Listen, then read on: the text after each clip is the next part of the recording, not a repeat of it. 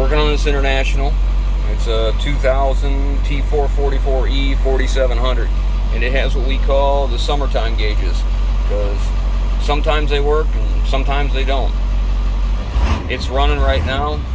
We have no oil pressure, no temperature. This fuel gauge is just sitting there. That's just kind of where it's at. It actually doesn't work because we have less than half a tank, and the voltage doesn't work. And I verified that, you know, we are charging. We do have oil pressure at idle. My scanner showed we had near 50 psi of oil pressure at, you know, 90. I would think it was 90 degrees the engine was at, so it wasn't very warm, but still, we had oil pressure. So what we're going to do is take this cluster out and see if we can fix it. First thing we got to do, I guess we'll shut it off, get rid of that racket. All right, so the steering column needs to come out. And there's 4 screws here, and then there's some bolts back in here that will let us get the steering column to lay back. It's not a tilt, it's a stationary, so we have to get that to tilt back, and then we can start working on the column. Okay, once that covers off, it exposes the 4 bolts I was telling you about. So we'll take these loose next, 9/16. All right, once all the nuts and washers are off, you can lay this down. It doesn't have to come down all the way. You can let it kind of rest on the bottom 2 bolts. That gives you enough room to do what you got to do here. So next we'll start with the trim pieces. So we got to take this, and this part has to come off next. 1 screw here, 1 screw here. That's off. It reveals the screws for here to take this part of the trim off. And I'll have a screw right in here as well if it's not missing. This is all loose. Next is this cup holder, and then we have a couple screw holes here, not too much. I just loosen this one. Look how gross that is. I just loosen that one up so that this panel right here can come out. We got this screw right here left. And I try and keep these grouped together where they belong because there's several different lengths. Now that's enough to bring that out far enough where I don't have to take any more of that apart. Now I just need to get cluster out. As dirty as this is, I'm just gonna go ahead and take it the rest of the way apart so my wife can clean this up, because, you know, it just needs done. We're just gonna go ahead and take the rest of that out. You don't have to get this out, but we're just gonna go ahead and take that out because she'll want to clean it up real good. We just got that top cover piece off. Right where these are, go in here, and there's 2 snap locks. One is closer to the other, so you push this one down first, then this one as you pull on the cluster. The same thing over here. I'll pull the cluster out. Once the cluster's pulled out, just unplug these connectors, and you'll see there's nothing real scary here. They can only go in one way. All right, we got it off and the workbench. Now what we're going to do is take this metal cage off. Now, if you ever wondered why some of your stuff works, some of it doesn't, it's because we have 3 separate connectors, 3 separate circuit boards. So the one we're going to be mostly focused on is going to be here. These are basically all lights up through here. I'll show you in the gauge up here. See, there's nothing on this side. This is just lights. All of our gauges, the temperature, the oil pressure, tach, speedometer, fuel, and charging system are all in this center circuit board. So we're going to take this off and then go. I take the screws loose and I leave them in place and just set that off to the side with the screws still where they belong. Now there'll be some screws holding the circuit board to this. Look, that one didn't fall out. Didn't stay where it's supposed to. It fell out. It belongs right there. All right, so we got a couple screws here. Now all of our gauges are pushed into these pins. These male parts are the gauges. So we have 2 options. We can go to the front, take all the gauges out, because what we need to get to is the other side of the circuit board, because usually the problem is on the other side from vibration. So let me get this out and I'll show you what we'll do with these. So you can pick a hose tool is what I use, or you can use just a pick, and as you pull, put a little tension on this and then push the gauges back down, all those pins one by one, a little bit of tension, not a lot. You don't want to crack the board, so we're just going to be ever so gentle. All right, so these are the wires for the odometer. So we're going to take this connector right here, just going to lift this up gently and pull connector out of there. A little wiggle, and then that's it. It just comes out. Feed it through here. Then we can flip this over and we can look and see if we can find the problem. So we're going to set this off to the side. We're not going to mess with that right now. Okay. Be careful on this bottom here. Most of the time, it's right where these are right here. We'll see where it's probably not going to show that up, but a lot of times the solder is cracked right on these connections is most of the time what the problem is.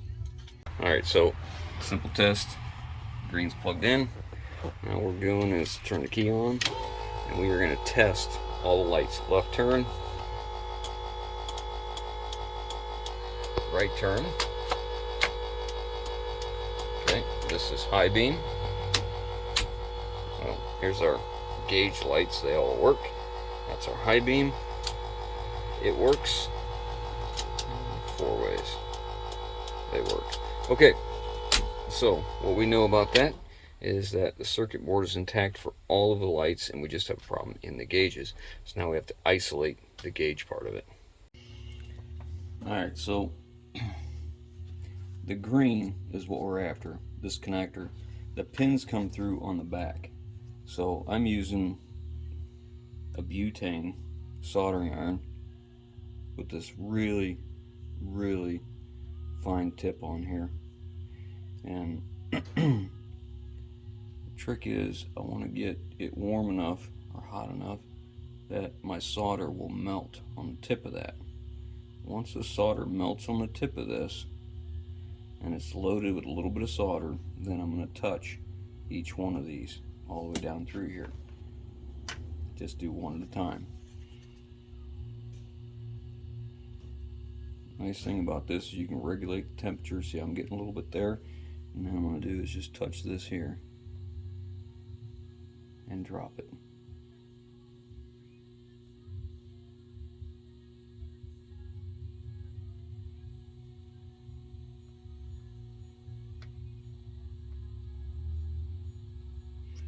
This one has such a low temperature, it makes it very easy. So I can adjust my temperature right here just by turning slightly. So this one I'll hit again. A little more temperature. And be careful, you don't want to put too much solder on to where it touches each other. In fact, put my wife's glasses on so I can see this a little better.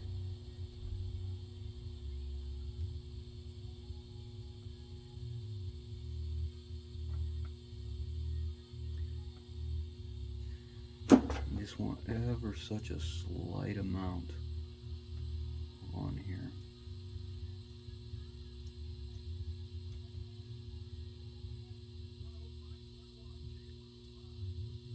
Hoping to heat. We don't want to heat transfer where we melt that connector, and that can happen very easily.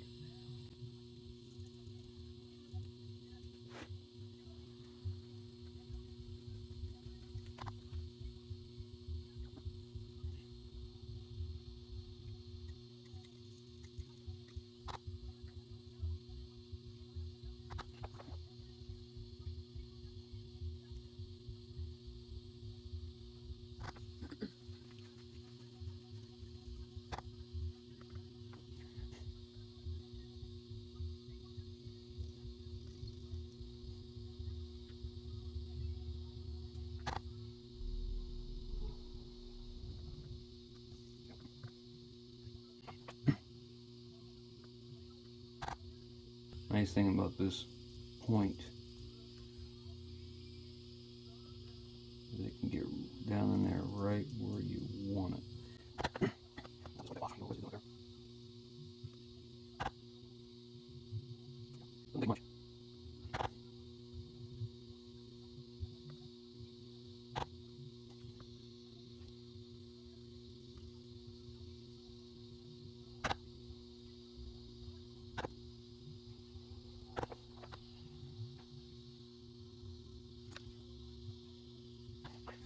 careful to make sure I don't have anything touching over here. I've talked with other guys that say all you have to do is just heat these up. You don't have to add solder. But I've always just went ahead and added. I'll tell you what.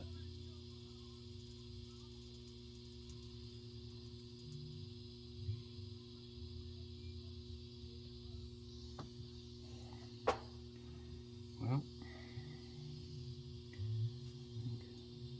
redo this one here.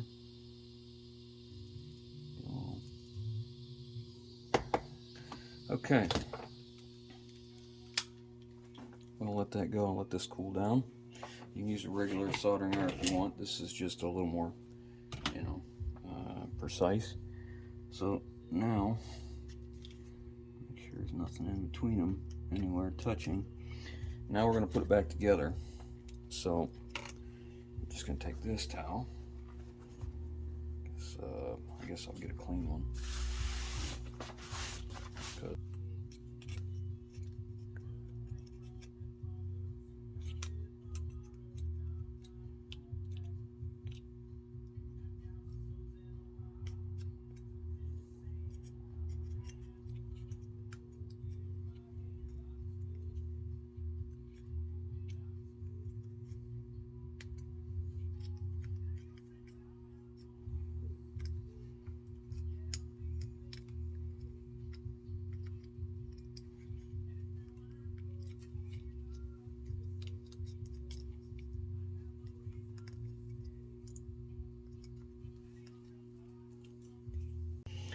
Alright, I've got them all tightened up now. So the next step is, this is for the odometer.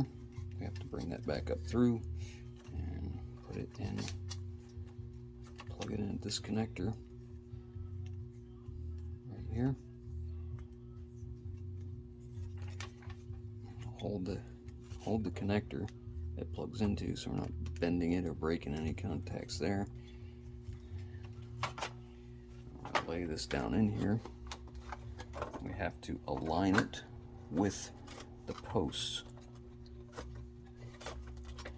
It's a pretty tight fit. I'm just going to work it over little by little, and we're going to push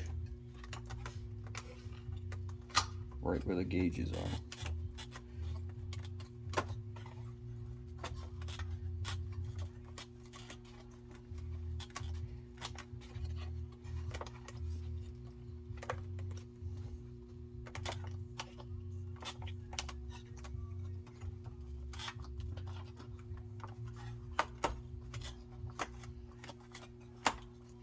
Okay, there's little guide pins.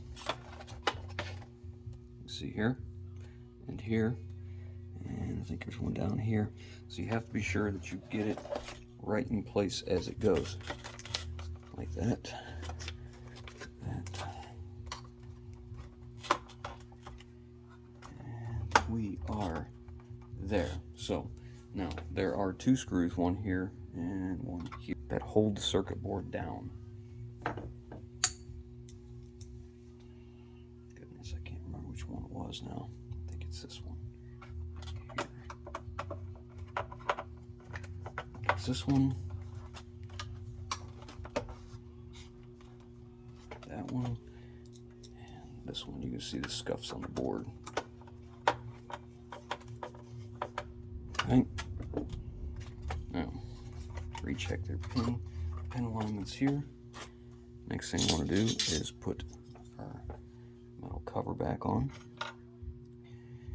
which goes like this.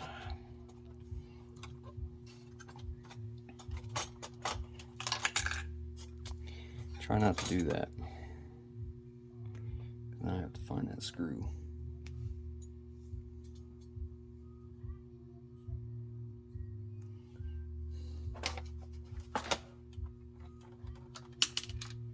Is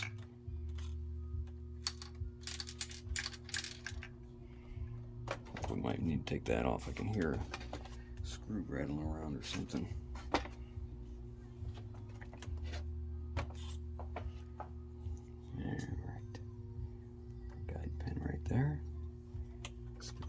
here. Have a screw right there. Maybe the one that fell.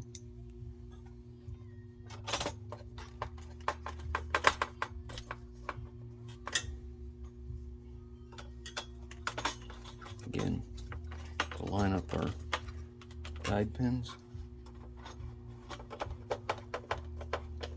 This is actually helping to hold that circuit board in place as well.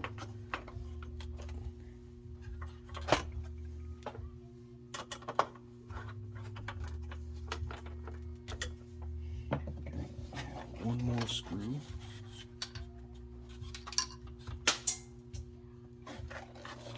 So I can find that one. All right, we're back together. Let's go plug it in and see if it works. All right, we're gonna set it here because we don't know if it works. We're just gonna plug in what we need, which is the